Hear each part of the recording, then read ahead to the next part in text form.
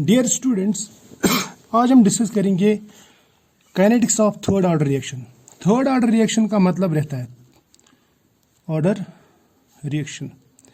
इसका मतलब ये रहता है कि रेट जो है that is directly proportional to concentration of reactants raised power 3। यह मैं बताऊंगा कि इसमें जो ऑर्डर है यानी n that is equal to 3। अब ये third order reaction 3 different reactants के लिए भी हो सकता है, 2 डिफरेंट रिएक्टेंट्स के लिए भी हो सकता है, या एक ही टाइप के तीनों रिएक्टेंट मतलब एक ही रिएक्टेंट के लिए भी हो सकता है। कैसे? जैसे अगर मेरे पास में रिएक्शन है A plus B plus C gives product, दूसरा reaction A plus B gives product, तीसरा है A गिव्स प्रोडक्ट। तीनों थर्ड ऑर्डर है। सपोज बोल रहा हूं मैं, जैसे ये है A B C gives product, twice A plus B gives product, ये है थ्राइस ए गिव्स प्रोडक्ट। तो यहाँ पे जो रेट होगा that is directly proportional to concentration of A into concentration of B into concentration of C. तो बन गया थर्ड ऑर्डर। ऐसा भी हो सकता है, या ऐसा भी हो सकता है कि रेट जो है rate is directly proportional to concentration of A square या A raise power 2 and B raise power 1, या B raise power 2 and A raise power 1। ऐसा भी हो सकता है, या रेट बराबर होगा या डायरेक्टली प्रोपोर्शनल होगा concentration of only one reactant raised power 3।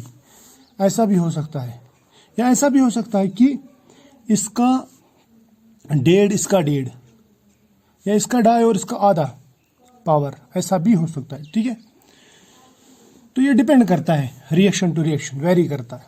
लेकिन यहाँ पे जो मतलब है, यहाँ पे ये मतलब है कि यहाँ पे ऑर्डर जो होगा, ऑर्डर यानी power of concentration terms total power, वो होगा 3 ही, चाहे कुछ भी हो जाए। अब सपोज मैं इस टाइप की एक रिएक्शन लेता हूँ, ये थोड़ा आसान रहेगा।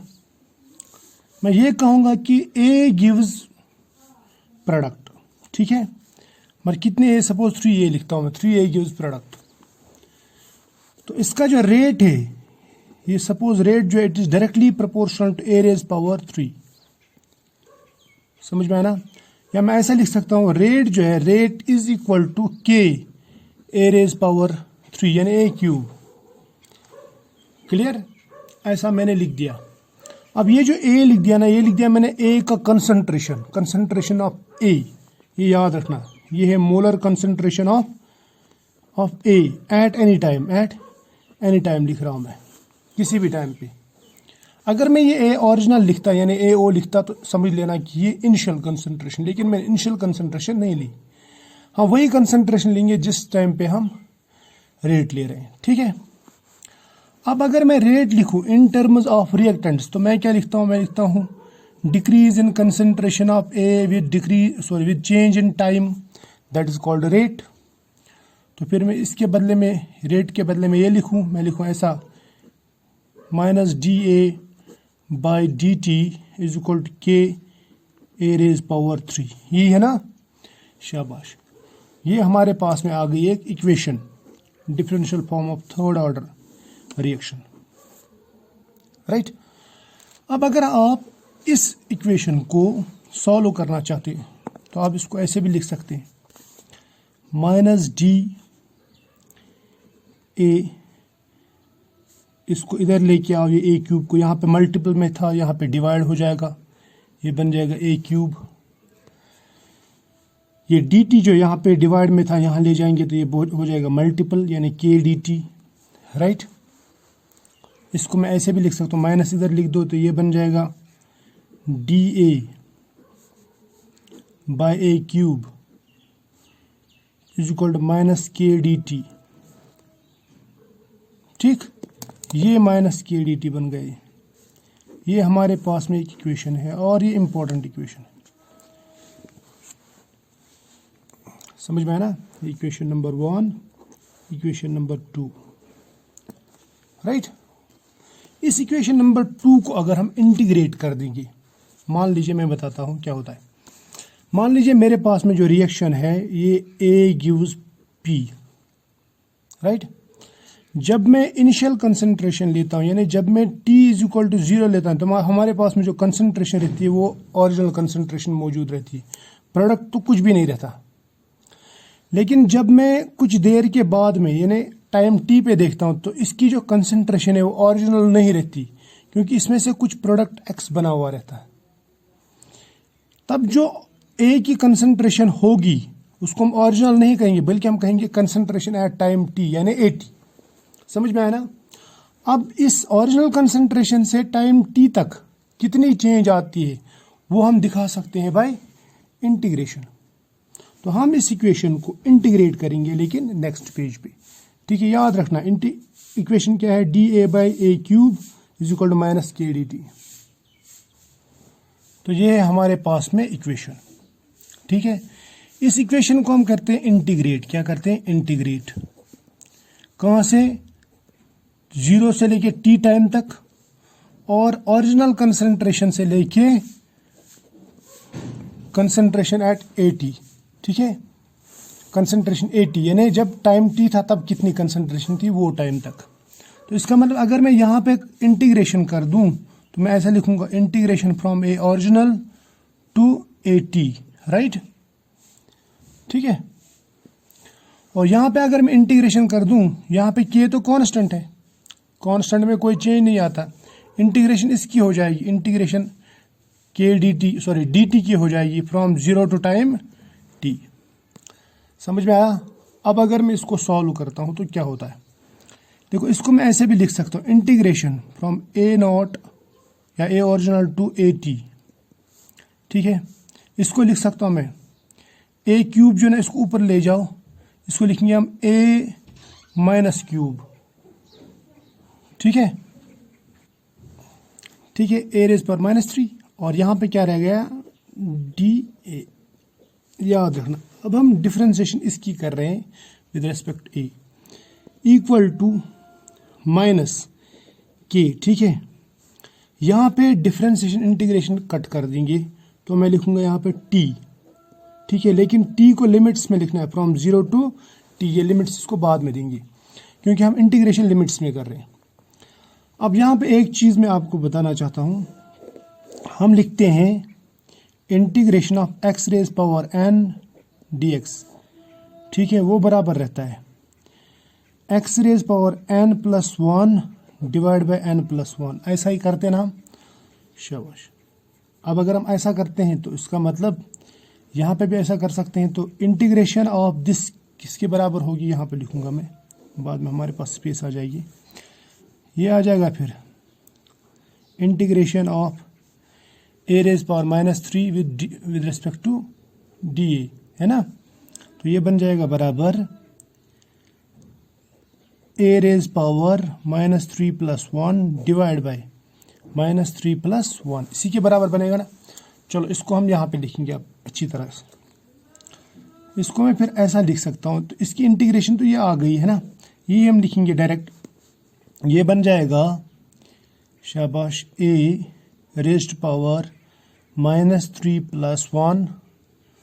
Divide by -3+1। ठीक है, लेकिन लिमिट्स में कहाँ से कहाँ तक लिमिट, A ओरिजिनल से लेके AT तक, right, equal to minus K। T को पहले ये लिमिट देंगे तो ये बन जाएगा अंदर T, फिर माइनस कर देंगे, माइनस करके ये लिमिट 0 आ जाएगा। ठीक है, यही बन गया ना यहाँ तक। अब देखो इस इक्वेशन को मैं सॉल्व करूँगा, थोड़ा सा लेंथी हो जाएगा, लेकिन अच्छी तरह से देखेंगे। जिसको मैथ्स नहीं आता उसको भी समझ में आ ही जाएगा। ये बन जाएगा A⁻² डिवाइड बाई -2, है ना, -3+1 -2, -3+1 -2। अब ये A ओरिजिनल से लेके AT तक, ठीक, equal to -KT, K into T, K into 0, right. ये जो इक्वेशन है, इस इक्वेशन को हम थोड़ा सा दिमाग लगा के सॉल्व करेंगे। बहुत ही इजी इक्वेशन है ये। अब तो आ गया हमारे पास में थर्ड ऑर्डर रिएक्शन क्या है। देखो इसको मैं अगर ऐसा लिख दूं, इसको ये जो है ना ये माइनस यहाँ पे लिख दूं, ठीक है, क्योंकि डिनोमिनेटर में तो माइनस नहीं रखते हम। और ए रेज पावर -2 को अगर मैं उल्टा लिख दूं तो ये बन जाएगा ए रेज पावर +2। तो मैं क्यों ना ऐसे लिख दूं, ए रेज पावर +2 है ना, ए रेज पावर 2। और यहाँ पे माइनस जो है वो कॉमन निकल गया, यानी बाहर निकाल दिया मैंने, ये माइनस डिनोमिनेटर का। यहाँ पे ए ओरिजिनल, यहाँ पे A T right is equal to -KT। तो माइनस माइनस कट दोनों तरफ से, ठीक है। इस माइनस को इधर ले जाओ तो माइनस इंटू माइनस जो है ये बन जाएगा प्लस, ठीक। ये काट दिया हमने। अब इसको वैल्यूज देंगे, पहले इसको ए को ये वैल्यू दे दो, ये बन जाएगा 1/AT², ठीक है। फिर माइनस कर दो, क्योंकि हम करते हैं upper limit minus lower limit. फिर ये वैल्यू दे दो, ये बन जाएगा 1/A0² A0²।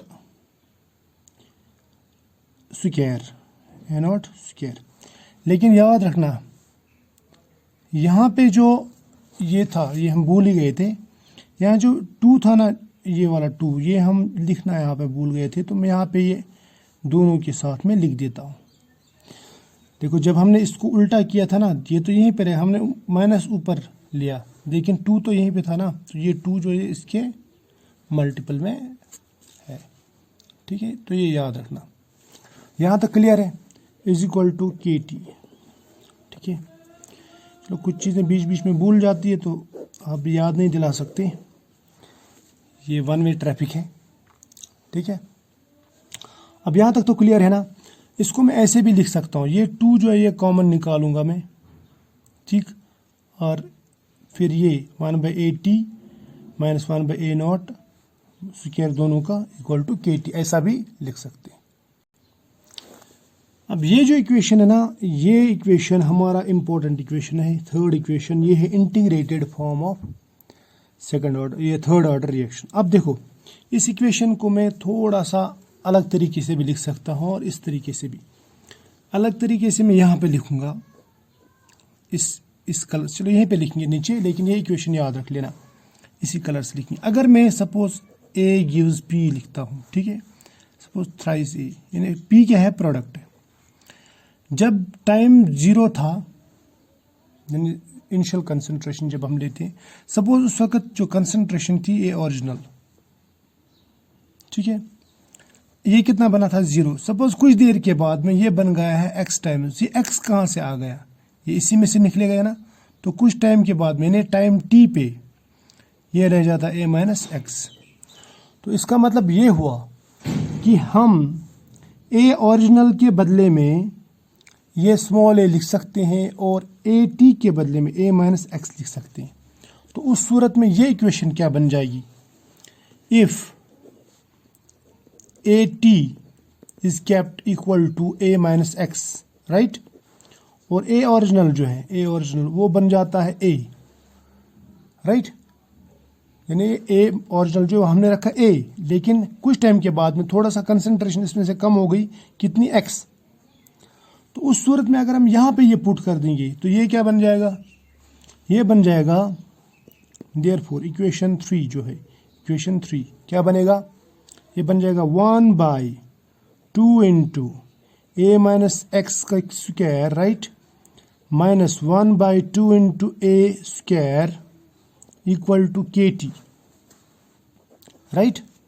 ऐसा लिख सकते ना, या मैं ऐसा लिखूंगा जो 1/2a - x², ये इधर ले जाओ, ये बन जाएगा KT, ये यहाँ पे माइनस था, यहाँ पे बन जाएगा प्लस 1/2a²। ये जो है ये हमारे पास में दूसरा फॉर्म आ गया इस इक्वेशन का, second order third order equation का ये दूसरा फॉर्म आ गया। अब मैं आपको और एक फॉर्म दिखाता हूँ, ये इक्वेशन याद रखना। इस इक्वेशन को हम थोड़ा सा मॉडिफाई करेंगे, मैं दिखा दूंगा कैसे। चलो यहीं पे करता हूँ मैं, इसको आसान भी हो जाएगा। अगर इन दोनों में से हम 2 कॉमन निकाल देंगे, यहाँ पे निकाल देंगे 2 कॉमन, तो ये बन जाएगा KT, ये वाला जो इक्वेशन है ये बन जाएगा के टी, ये वाला के टी इक्वल टू, ठीक, यहाँ पे रख दो 2, ठीक है, या ऐसे लिखूंगा 1/2 लिखूंगा, सॉरी 1/2, ये 1/2 जो है कॉमन निकाल दिया, अंदर क्या रहेगा, यहाँ पे ये जमलिंग हो जाएगी। चलो नेक्स्ट पेज पे ले जाते हैं, क्या फ़र्क पड़ता है, नेक्स्ट पेज पे दिखाता हूँ मैं, ठीक है। अब देखो हमारे पास में ये इक्वेशन है, ये वाली, इस इक्वेशन को मैं उस फॉर्म में कन्वर्ट करता हूँ जो आपके टेक्स्ट बुक्स में होता है ना, टेक्स्ट बुक्स या जो गाइड मिलते हैं ना आपको मार्केट में, उनमें ऐसा लिखा रहता है, वो बताऊंगा मैं वो फॉर्म क्या है, बहुत ही सिंप्लीफाइड वर्जन बताऊंगा मैं इसका आपको। देखो इसको मैं ऐसे लिख सकता हूँ, के टी जो है वो बराबर आएगा, ये वाला के टी, इनको देखो 1/2 कॉमन है ना, तो मैं लिख दूंगा यहाँ पे 1/2, यहाँ पे कॉमन है, अंदर क्या रह जाएगा 1/a t² minus 1/a original square, ये ओरिजिनल स्क्वायर दोनों पे स्क्वायर है ना, ये रह गया। यहाँ तक क्लियर है। आप इसको लॉन्ग ब्रैकेट भी डाल सकते हैं, जो आपको मर्जी आए, ये ब्रैकेट डालो या ये ब्रैकेट डालो, ठीक। अब इक्वल टू, अब अगर हमें के निकालना हो, के किसके बराबर है, ये बन जाएगा 1/, ये टी इधर लेके आओ, ये बन जाएगा 2t, राइट, 2 ऑलरेडी था ना, यहाँ पे ये लेके आएंगे तो यहाँ पे मल्टीपल में था, यहाँ डिवाइड हो जाएगा, 1/a² minus 1/a original square, ठीक। ये जो फॉर्म है ना, ये आपकी बुक्स में मिलता है, ये वाला फॉर्म। अब वहाँ पे कैसा रहता है, देखो अगर मैं ये कंसंट्रेशन जो है ना ए के बदले में सी लिख दूँ, यहाँ पे लिख सकता हूँ मैं फिर CT, यहाँ पे लिख सकता हूँ मैं CO, यानी और K is equal to 1/2t, right, ऐसा रहता ना, into 1/CT² minus 1/C original square. ये जो इक्वेशन है, दूसरी इक्वेशन है in the form of concentration C, और ये वाली जो इक्वेशन है, जो पहला वाला जो इक्वेशन मैंने बताया, ये वाला, ये भी इंटीग्रेटेड फॉर्म, लेकिन ये इन द फॉर्म ऑफ, हमने A लिखा, एक ही बात है, आप A लिखो या C लिखो, ये भी कंसंट्रेशन को रिप्रेजेंट करता है, ये भी कंसंट्रेशन को रिप्रेजेंट करता है। लेकिन आपको याद रखना कि जो K है रेट कांस्टेंट, वो बराबर रहता है 2t इंटू 1/at, यानी concentration at time t square, minus 1/a original यानी इनिशियल कंसंट्रेशन स्क्वायर, ठीक है, ये याद रखना। और दूसरी बात, ये जो इक्वेशन है ये हमारे काम में आएगी अगर हमें t½ निकालना हो थर्ड ऑर्डर का, तो उस वक्त हम इस इक्वेशन पे रिलाई करेंगे। तो ये भी इम्पोर्टेंट है, ये भी इम्पोर्टेंट है, ये भी इम्पोर्टेंट है। एक बार इक्वेशन जो है ना वो डिराइव हो गई अच्छी तरह से, आप इसको फिर बाद में किसी भी तरीके से मॉडिफाई कर सकते हैं, यानी घुमा सकते हैं। तो फिलहाल आज इतना ही, मिलेंगे नेक्स्ट लेक्चर में, तब तक के लिए बाय।